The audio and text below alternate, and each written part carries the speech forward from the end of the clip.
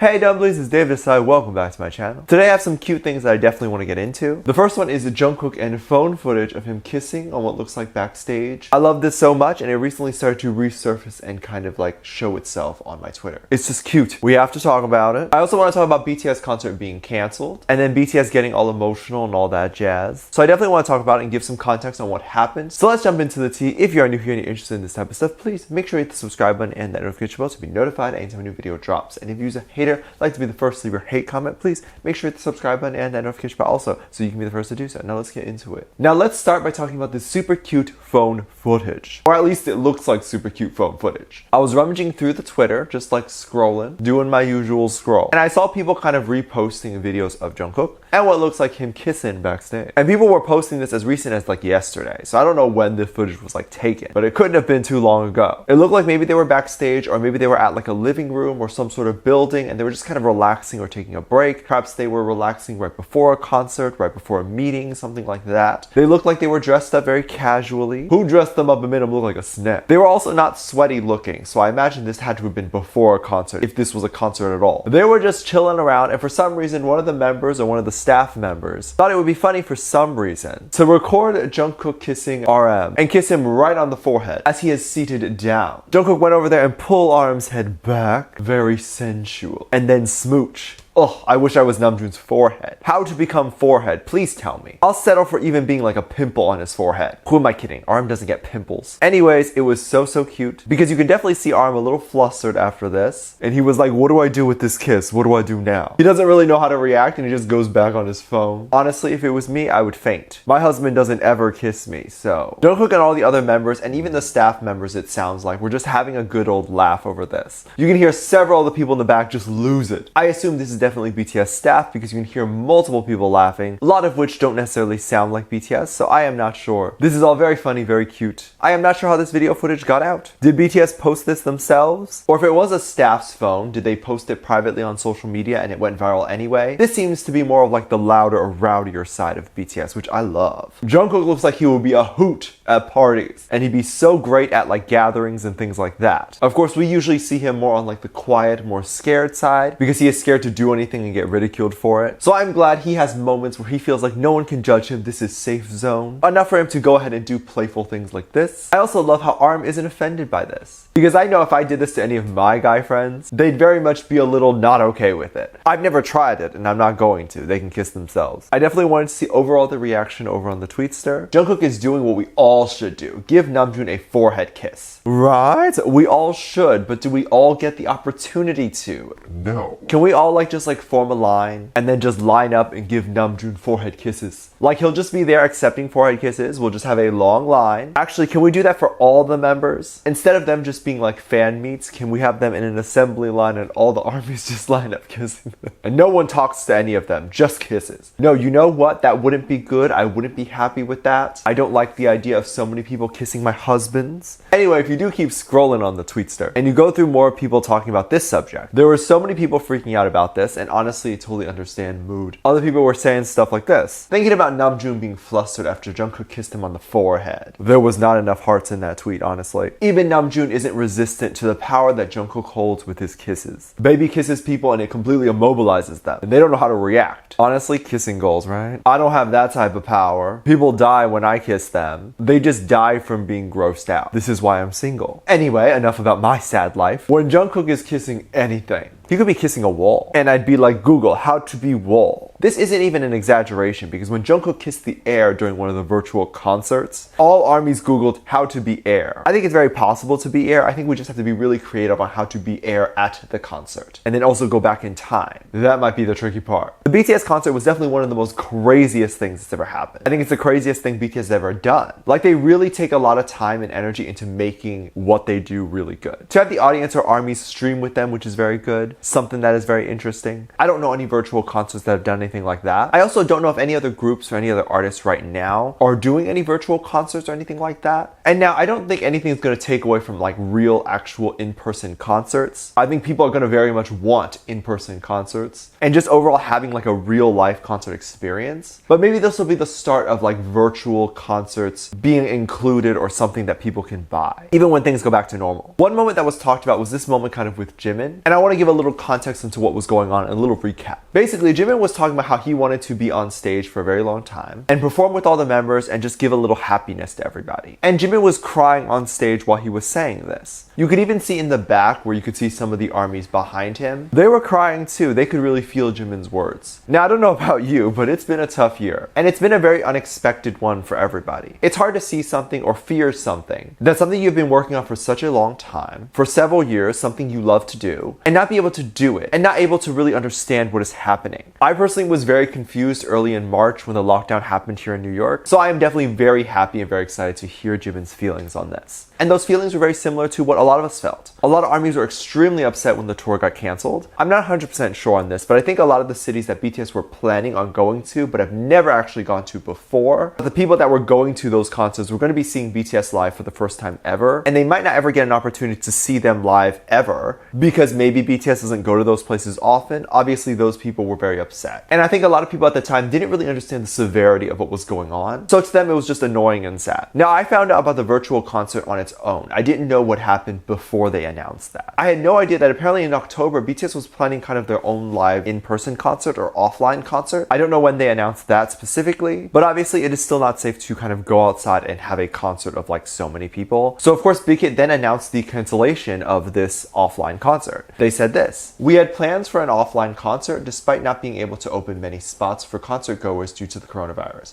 We had been preparing for it in order to strictly follow the preventative measures due to the pandemic in order to create safe environment for fans and the artists. However, due to the increased level of social distancing of late that prevents gatherings and events, there have been no guidelines apart from this that can allow us to have an offline concert." Now, this could have definitely more directly explained why, added on to an already stressful year, why Jimin was crying. Obviously, this is something extremely stressful. It's something that you really want to do. It's something that you love to do, but you can't do. I think it's very sad when Big Hit then goes up to BTS and said, "Okay, we have so-and-so concerts planned for you," and then it gives them something to look forward to. But then Big Hit has to take it away due to so many reasons, right? It can be very hurtful, very disappointing, and I can totally empathize with how Jimin feels. Of course, he was lightly teased by all the members, but I can totally imagine that all of them felt the same way. They all probably miss armies a lot too. And they were all sad that they couldn't perform in front of armies. The issue then becomes a lot bigger once you realize that BTS had to cancel like their 100th concert this year. Because when this crazy thing in the world happened, I believe it was like postponed for like a long time. And then certain places started to get canceled, and then they just canceled the tour altogether. And then there was like rumors of them wanting to like start up this concert much later, but then they started doing their album. So it's just a very confusing time for them. It was obviously a very confusing time for us armies. But I am definitely glad that they were able to do a virtual concert, and they really got a chance to dance their heart out. I enjoyed seeing it, and they killed it as per usual. I am so happy to see how Big Hit very nicely and professionally wrote this statement. And remember, when things like this happen, Big Hit's not happy either. They of course want to host these shows. They want to make money. Let me know what you think. Let me know what your thoughts are. Leave it down in the comment section down below. Give this video a thumbs up, subscribe if you haven't already, and I'm featuring this comment right here. Thank you so much for your comments.